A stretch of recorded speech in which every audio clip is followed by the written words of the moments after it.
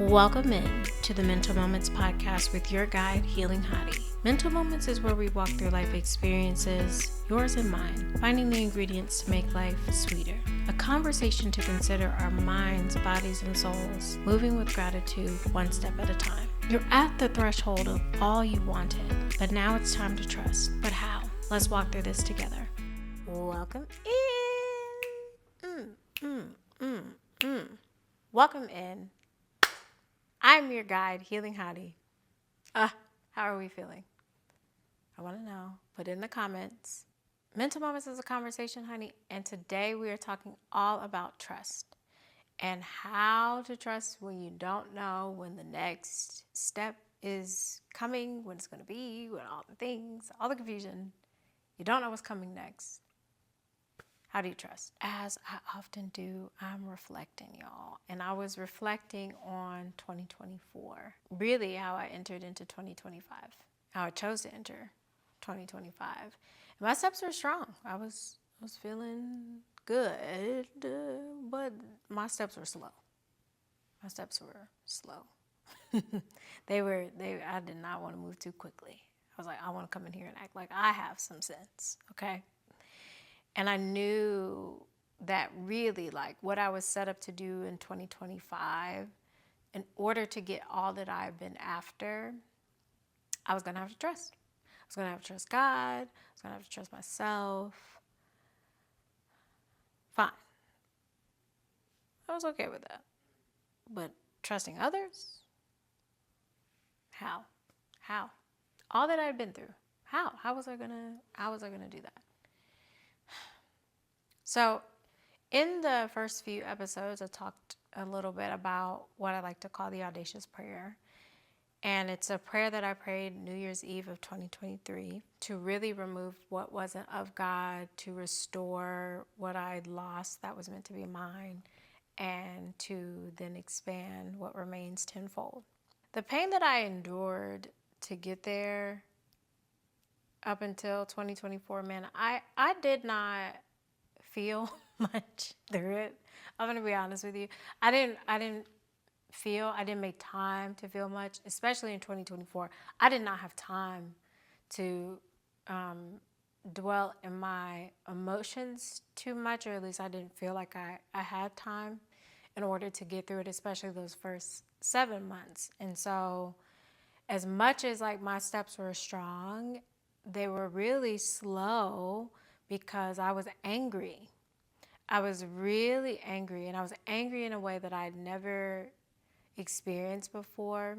Anger is one of the emotions that for a while I felt very uncomfortable with because I didn't know how to manage through that. I also felt a lot of fatigue. I was very tired from all that I had experienced.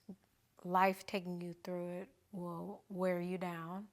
And it was just a whole lot of hurt, again, that had bubbled up to the surface. Much of like what I talked about when my parents got divorced, if you remember. And so that all is at the surface now. I'm angry. And so I'm moving slow for sure. What also happened in this time frame is that I met a lot of new people. In fact, I met like 14 new people in one sitting. It was a Bible study. And I was not sure. I wasn't sure. And so in that uncertainty, at first I was trying to fight it. I was trying to fight the feelings that I was feeling because I felt I should be happy. Girl, you made it through. You should be chilling. You should be rejoicing that you made it through. Which I was, though. Like, as much as I was angry, I was happy as well. And then I had to remember something that I would preach to people, is that you don't have to feel just one thing. We're not linear beings. And so you can be happy that is over, but angry that you had to go through it in the first place. You can be happy that someone is out of your life, but sad that they had to go. So, and giving myself and acting in knowledge, as I said in the last episode, and giving myself really like the time to like consider myself and consider me. If I'm in this new space and we're operating whole, we have to consider ourselves. I gave myself, some time to release what I had experienced and release as all this newness was being introduced into my life. And I sat in that for the first few months of 2025 with an understanding that at some point we're going to have to move forward, and soon. So with that understanding, with that consideration of myself, all this newness coming in, I understood that there was a time that I was going to be a little sensitive, a little vulnerable, a little emotional. But as new things come in, and I'm very sensitive to make sure that I'm acting off of fact and not solely on emotion.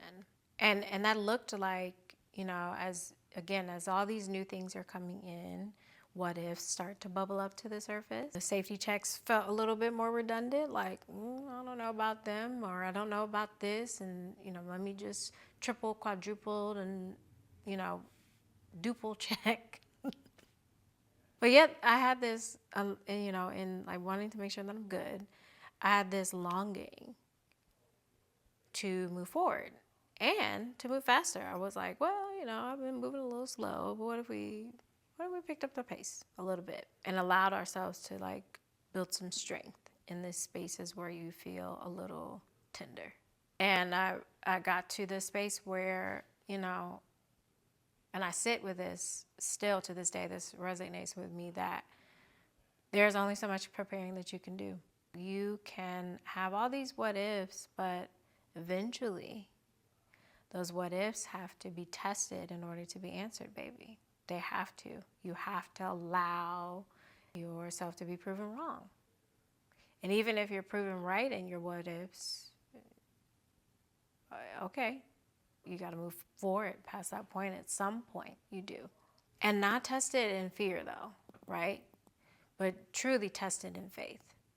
That what you have so far, all the whatever was within you, even as in your tender state, it was enough to carry you this far, and trust that you are smart enough to go gather more to take you further. And you'll continue to do that. Like the point that you get to where you're just like, okay, I'm at a new space. You've been at new before.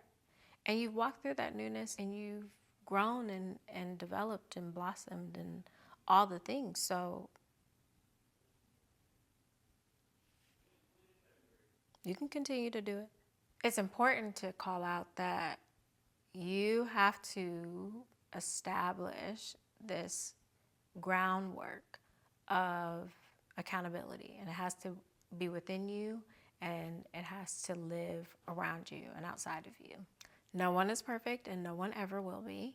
There will be moments in this newness that you may want to lash out of fear and not make the best decision, but you can't do that.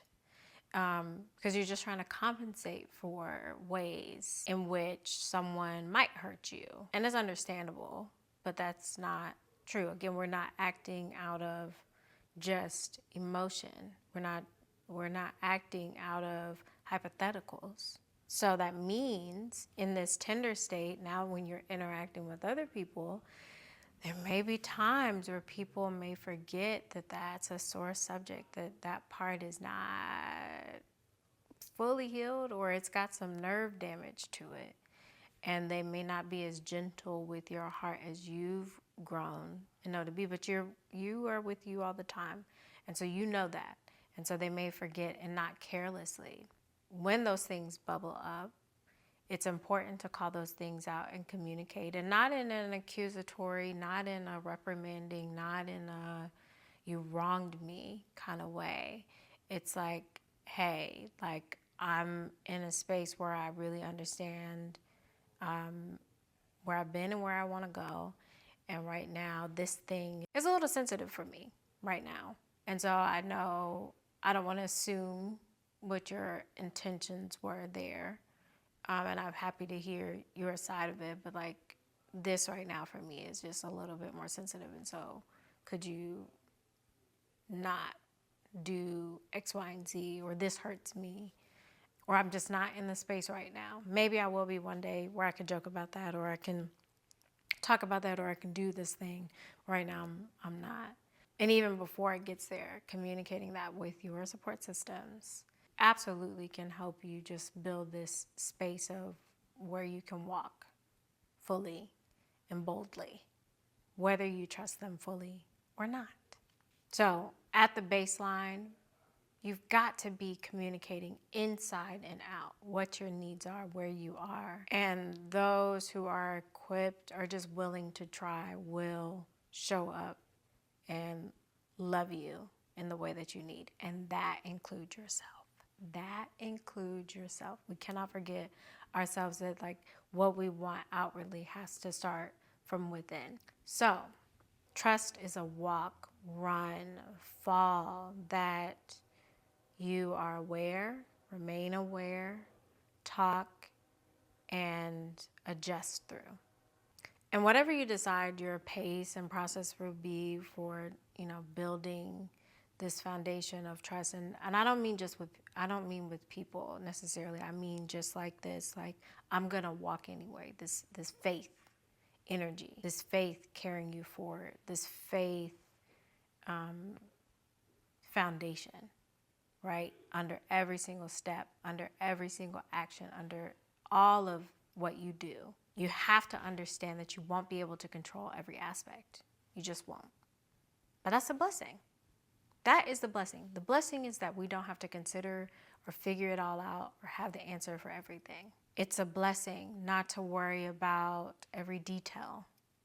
And no matter the original intention of the journey, you will gain, even if it's the ability to say you tried. You tried with that person, you tried with that thing, you tried with that place. You tried, and it counts for something.